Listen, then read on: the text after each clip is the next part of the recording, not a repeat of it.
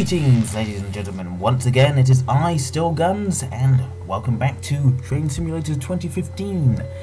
Today, it's not actually live gameplay, just a bit of an update, I suppose.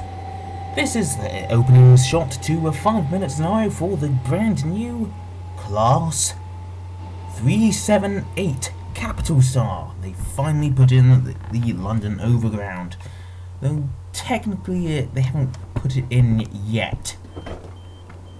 AWS. Now, there are some things still wrong with this train. The doors open really quite fast, too fast, and because it's brand new, it still utilizes stock sounds. But with any luck, Armstrong Powerhouse will modify their current Electrostar pack and expand it to include this. With any luck, that is. And I've got to say, it's a very nice train. Yeah, that's the speed those doors should open it. Anyway,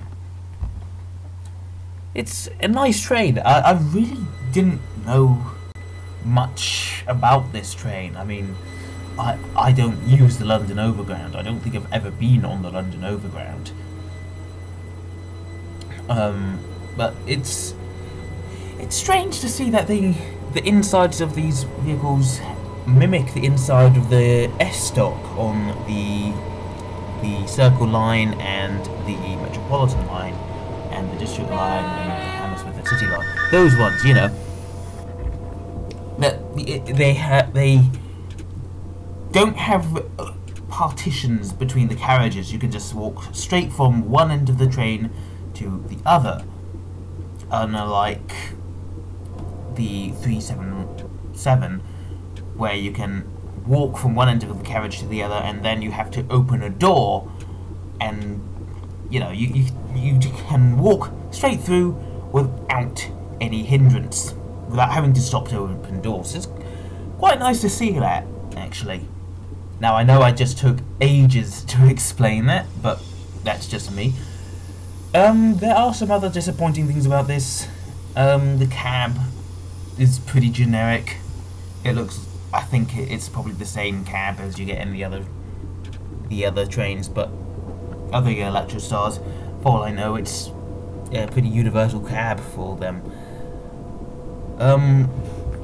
But at least they've modelled the wipers correctly. So you turn on the wipers and both of the wipers work, not just one of them. And that's something that really peeves me with the 375 and the 377. That the wipers, only one of them works.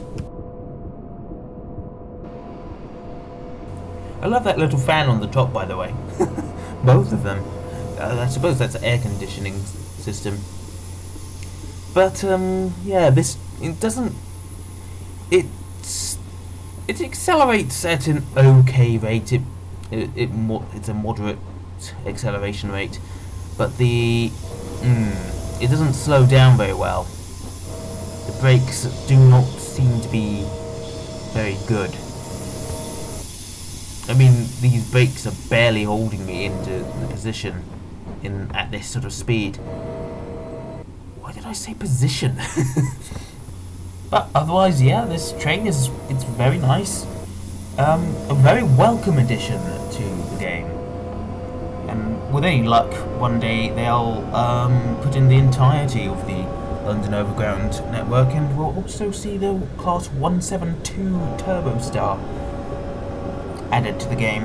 And I suppose that's basically a Class 170 Turbostar, but like with this very same carriage arrangement where you can walk from one end of the train to the other without opening a door.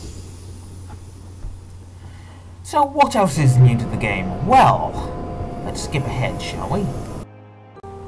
The West Coast Main Line is also getting a brand new train. It's quite an old route. I don't think it has had a new train for a while, but this here is a scenario for the Class 303.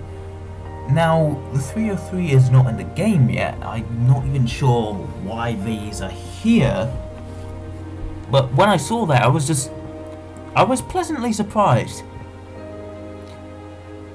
Yeah, so you can start the scenario, but you can't actually drive the train because the train isn't there.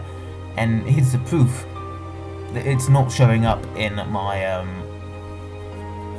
in the train selection, and it's also not in the custom train selection. It just doesn't exist yet. And then there's the proliferation of a very annoying glitch. Right here you can see my Class 375 Electrostar on the South London network. It's stopped at the station, it's picking up passengers, and the dynamic brake is at 100%. That being said, the train is still moving. You could see the entire word West in West Dulwich on the sign back there. Now the W is gone. Practically gone. And by the end of this clip, the entirety of the driver's cab of the 375 takes up the screen. And it only happens on downhill slopes, even if they're very, very slight. Okay, maybe it doesn't happen just always on downhill slopes, but still, it happens too much. And it's just so annoying that the train is clearly stopped. I mean, if the brakes weren't on, this would have been a scenario failed. And I would have had to have done it all again. Yeah. Then there's sets of points changing whilst you're going over them. Meaning my Class 150 got put onto 2 different tracks.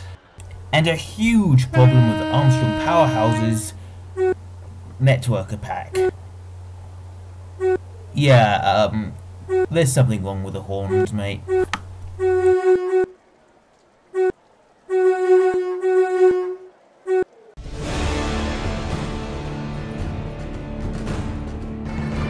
And snap back to reality. I've found on the New York to New Haven route, 14 or so miles outside of Bridgeport, a place called Burke.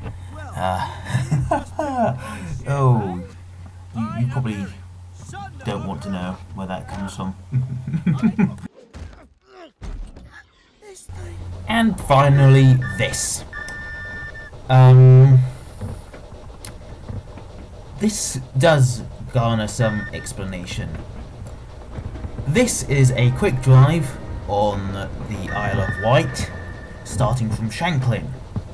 But someone decided to put the 040 saddle tank Invincible on the same line, running down to Shanklin. And it leaves Sandown Station before you get there. Which means on this single track line, it blocks your path. And if you're not careful enough, it will bump into you, and this will happen.